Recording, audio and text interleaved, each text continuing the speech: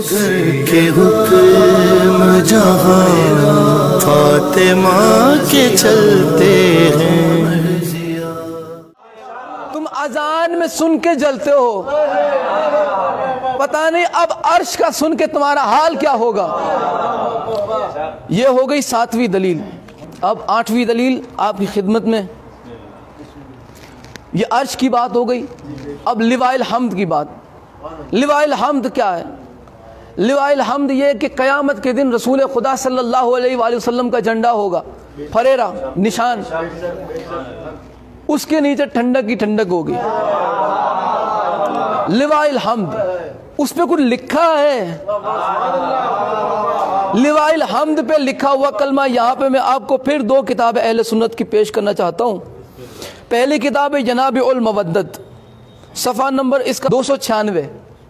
ये अरबी किताब का हवाला है और यहाँ पे जो मेरे पास ये उर्दू में मौजूद है, उर्दू किताब का हवाला आपको नेट पे भी मिल जाएगा। इसका सफ़ा नंबर है 405। अरबी किताब का हवाला है जनाब उल मवद्दत का 296 296 और उर्दू किताब का सफ़ा नंबर है 405। दूसरी किताब है मवद्दत अल क़ुरबा, सफ़ा नंबर 55। मैं लिवाइल हम्द के बारे में आपको मुख्तसर करके सुनाता हूँ कि इसके बारे में रसूलुल्लाह ने क्या फरमाया, अहले सुन्नत ने क्या लिखा है इसके बारे में।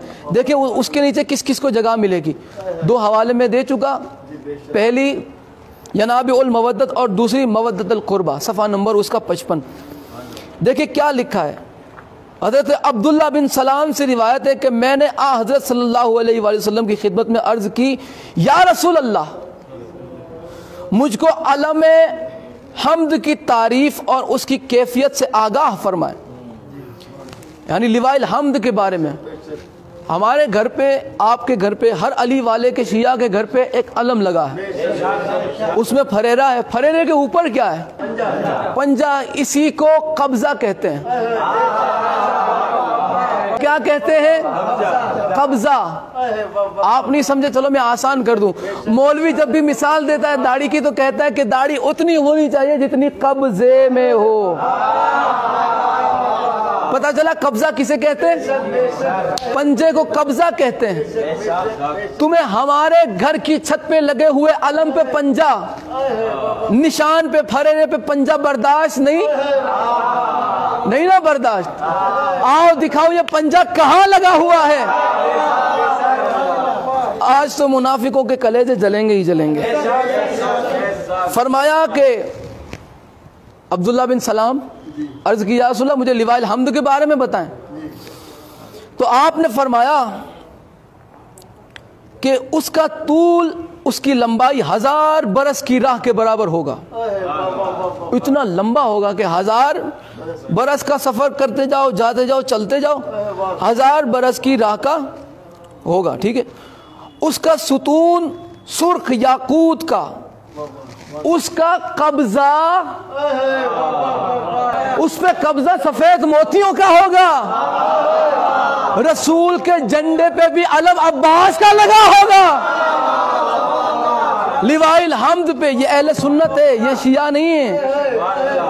अहले सुन्नत आलिम ने लिखा कि लिवाइल हम्द पे जो कब्जा होगा वो सफेद मोतियों का होगा और उसका फरेरा सब्ज ज़मरुद का होगा और उसके 3 गेसू होंगे, उसकी 3 लटें होंगी।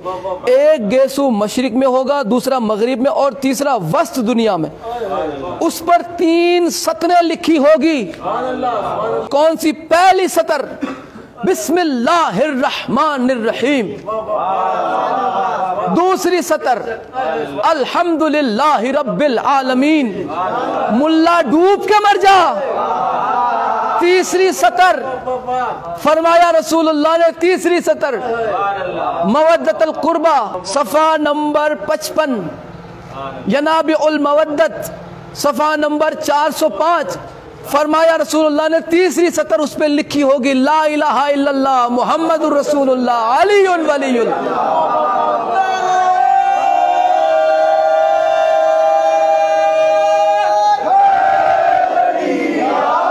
उस पे अलीयुन वलीयुल्लाह लिखा होगा। इतना लंबा चौड़ा, कितना बड़ा है यह। आपने देखा 1000 1000 برس کا اس میں سفر کرتے جاؤ، جاتے جاؤ تو ایک کونے سے دوسرے کونے تک پہنچیں گے۔ اتنا بڑا علم کہ اس کی ایک لٹ مشرق میں، دوسری مغرب میں، اور تیسری لٹ جو ہے وسط دنیا میں، سینٹر میں دنیا کے۔ اب اتنی بڑی اگر یہ اس کی لٹیں ہو تو علم کتنا بڑا ہوگا۔ تو اب وہ صحابی، اگر وہ صحابی کی قبر مبارک کی خاک ملے تو آنکھوں کا سرما بناؤ۔ انہوں نے پوچھ لیا یا رسول اللہ اتنا بڑا علم اٹھائے گا کون؟ آئے ہائے، رسول اللہ نے فرمایا فکر نہ کر، وہی اٹھائے گا جو دنیا میں میرا علم اٹھاتا ہے، وہی اٹھائے گا جو دنیا میں میرا علم اٹھاتا ہے، یعنی علی ابن ابی طالب، کہ جس کا نام اللہ نے زمین اور آسمانوں کی پیدائش سے پہلے لکھا ہے۔ میں نے عرض کی یا رسول اللہ آپ نے حق فرمایا، سچ فرمایا، اب آپ یہ بھی فرمائیں کہ آپ کے اس علم کے سائے میں کون لوگ ہوں گے؟ سائے کی بات، یا رسول اللہ آپ کے اس علم کے سائے میں جسے تکلیف ہے نا اذان سے، ذرا انہیں بھی ذہن میں رکھیے گا، ایک جملہ میں عرض کرنا چاہتا ہوں۔ تو رسول اللہ نے فرمایا کہ مومنین، دوستان خدا اور خدا کے شیعہ، اور میرے شیعہ اور میرے محب، رسول نے فرمایا میرے شیعہ اور میرے محب، اور علی کے شیعہ اور اس کے محب، اور انصار، علی کے شیعہ، علی کے محب اور اس کی مدد کرنے والے انصار، اس کی نصرت کرنے والے، لواء الحمد جس پہ لکھا ہے علی ولی اللہ، جس پہ لکھا ہے علی ولی اللہ، اس کے نیچے سایہ شیعوں کو ملے گا، علی سے محبت کرنے والوں کو ملے گا۔ اذان پہ علی ولی اللہ پر بھونکنے والے، بغیر باپ کے پیدا ہونے والے حرام زادے ملا، تجھے دنیا میں تو شیطان کا سایہ نصیب ہو سکتا ہے، آخرت میں لواء الحمد کا سایہ نصیب نہیں ہوگا، اس لیے کہ اس پہ لکھا ہی علی ولی اللہ ہے، جس سے تجھے موت آتی ہے۔